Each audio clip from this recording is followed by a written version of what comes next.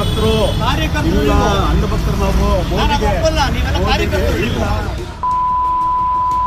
ಒಪ್ಪೋದಲ್ಲ, ಇದು ನಾವು ತಪ್ಪು. ನಿಮಗಂದಿಲ್ಲ. ನೀವೆಲ್ಲ ಕಾರ್ಯಕರ್ತರು ನೀವು. ಯಾಕೆ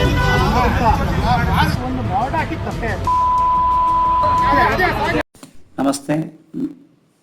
ನಾನು ಒಂದು FB ಫೇಸ್ಬುಕ್ಕಲ್ಲಿ ಒಂದು ಪೋಸ್ಟ್ ಮಾಡಿದ್ದೆ. ರಾಮ ಮಂದಿರ ಕುರಿತು ಒಂದಿಬ್ಬರು ಹಿಂದೂ ಯುವಕರು ರಾಮ ಮಂದಿರ ಸ್ಫೋಟಿಸೋದಾಗಿ ಮುಸ್ಲಿಂ ಹೆಸರಲ್ಲಿ ಕರೆ ಮಾಡಿದ್ರು, ಅಥವಾ ಅವ್ರನ್ನೆಲ್ಲ ಬಂಧಿಸಿ ಜೈಲ್ಗೆ ಹೊರಟಿದ್ದಾರೆ. ಅವ್ರಿಗೆ ಶಬಾಷ್ ತಿಳಿಸ್ತಾ ಪೊಲೀಸ್ ಅವ್ರಿಗೆ. ಆ ಇಬ್ಬರಿಗೆ ಅಂಧ ಭಕ್ತರು ಅಂತ ಹೇಳಿ ಒಂದು ಕೆಟ್ಟ ಪದ ಬಳಸಿದೆ, ಅದು ತೆಗ್ದಿದ್ದೀನಿ ಅದನ್ನು. ಸೊ ಅದಾದಮೇಲೆ BJP ಅವರು, ಅಣ್ಣ ಇದು ನೀವು ಹಿಂಗೆ ಅಂಧ ಭಕ್ತರು ಅಂತ ಹಾಕ್ಬಿಟ್ಟಿದ್ದೀರ, ನಾವೆಲ್ಲ ಅಂಧ ಭಕ್ತರೇನಣ್ಣ ದಯವಿಟ್ಟು ಅಂತ ನಾನು ಹೇಳಿದೆ. ನೀವೆಲ್ಲ ಕಾರ್ಯಕರ್ತರು, ನೀವೆಲ್ಲ ಅಂಧ ಭಕ್ತರಲ್ಲ. ಅಂಧ ಭಕ್ತರು ಅಂತ ನಿಮ್ಮನ್ನು ನೀವೇ ಕೇಳ್ಕೊಳ್ತೀರಿ.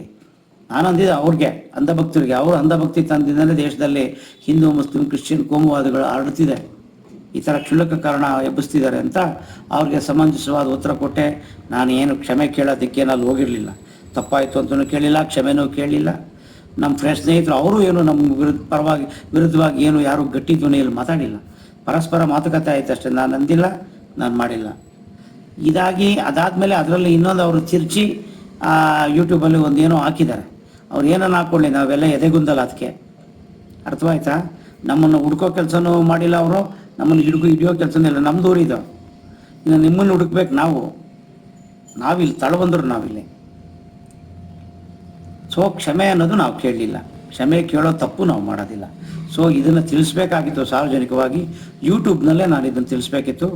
ದಯಮಾಡಿ ಈ ಪೋಸ್ಟ್ನ ಹಂಚ್ಕೊಳ್ತೇನೆ, ತಾವು ಎಲ್ಲ ವೀಕ್ಷಿಸಿ. ಧನ್ಯವಾದಗಳು.